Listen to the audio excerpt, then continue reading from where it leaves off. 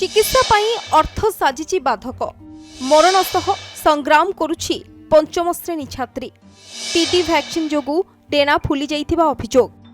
कंधमाल जिला दारिंगीबाड़ी ब्लॉक सियांगबालीर सहदेव बेहेरांक 12 वर्षर झियो जननी बेहेरा सियांगबाली सरकारी उच्च प्राथमिक विद्यालय रे पंचम श्रेणी रे पाठ पढ़ुथिले। पाठ पढ़िबा बेले मेडिकल रु डाक्तर आसी स्कूल रे 10 वर्षर छात्र छात्री मानकु टीडी वैक्सीन देइथिले। किछि दिन परे जननीर डेना फुलिबाकू आरंभ होइथिला। विभिन्न मेडिकल को नेइथिले मध्य कोनोसी चिकित्सा होई पारु नाही। पाठ पढ़ी दिने बड़ मनिष हेबार स्वप्न देखिथिबा जननी एबे मृत्यु सह संग्राम करूछंती। आम से दारिंगबाड़ी डॉक्टर माने आसिले आउ हमकु 10 वर्ष टीका बोली इंजेक्शन टा दे देले। मोर पढ़िबा को बहुत इच्छा थिला किंतु से टीका देला परे मो हाथ एमिति फुली जाइछि आउ मो आशा सब भांगी जाइछि। स्कूल रे पढुथिला आउ सार माने कोठार आउ सेरुटु आशा अंगनवाड़ी करी नेथिले आउ नेथिले आउ तांके टीका देले आउ कोनोसी जिंस कहलेनी आउ मु नेली बरमपुर दारिंगबाड़ी रु बालीगुड़ा रु बरमपुर सम हॉस्पिटल रु सियाड़े कटक कैंसर हॉस्पिटल जाई गली हाथ रु पैसा खर्च करी जे कोनो जिंस रे तांके टिके भी देखिबाकू भी आसिलेनी। मेडिकल रे हमको किछि कहले नै एटा सब नॉर्मल रे हेबो कहले नॉर्मल कहले हमर कोनो पैसा पत्र अछि कि हम तो कुली मजूरी गले चलुछु नले नै।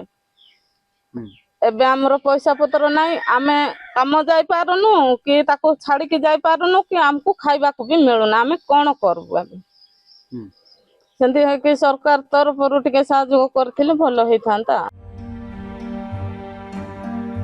बापा जने दिन मजुरिया होइथिबारु झियर चिकित्सा पाई अर्थ साजिची बाधक। मेडिकल रे आयुष्मान कार्ड देखाइथिले मध्य एही कार्ड कोनोसी काम रे आसीबो नाही बोली डाक्टर मना करथिले। एहा परे किछि उपाय न पाई रोगिना झियो को धरी घर को फेरिथिले असहाय बापा। तेबे झियर एभली अवस्था पाई टीडी वैक्सीन को दायी करिसंती बापा माँ। एने गोष्ठी स्वास्थ्य केन्द्र अधिकारी को पचारिबारु टीडी वैक्सीन देबा द्वारा एही रोग होई नाही तांकु बोन कैंसर होइथिबा कहिसंती डाक्टर। सहदेव बेहेरा रो झियो मझिया झियो तार स्कूल रे पंचम क्लास से पाठ पढ़ु थाए सेते बेले कोन कैंप करी कि मेडिकल वाला आसी मेडिकल ऑफिसर के आसी तांकु टीका गुटे देले। टीका देबारु सेटा धीरे धीरे माने डेना फुलिया को लागिला।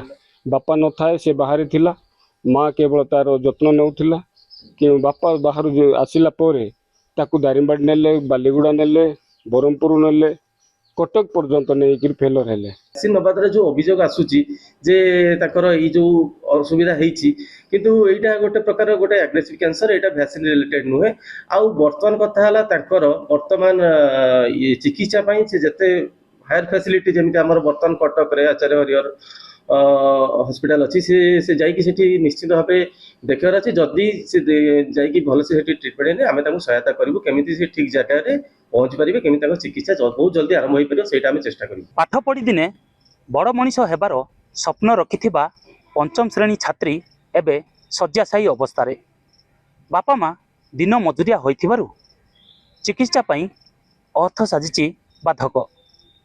जदि राज्य सरकार एही असहाय परिवार को आर्थिक सहायता प्रदान करिथांते ताहाले चिकित्सा करि परिथांते।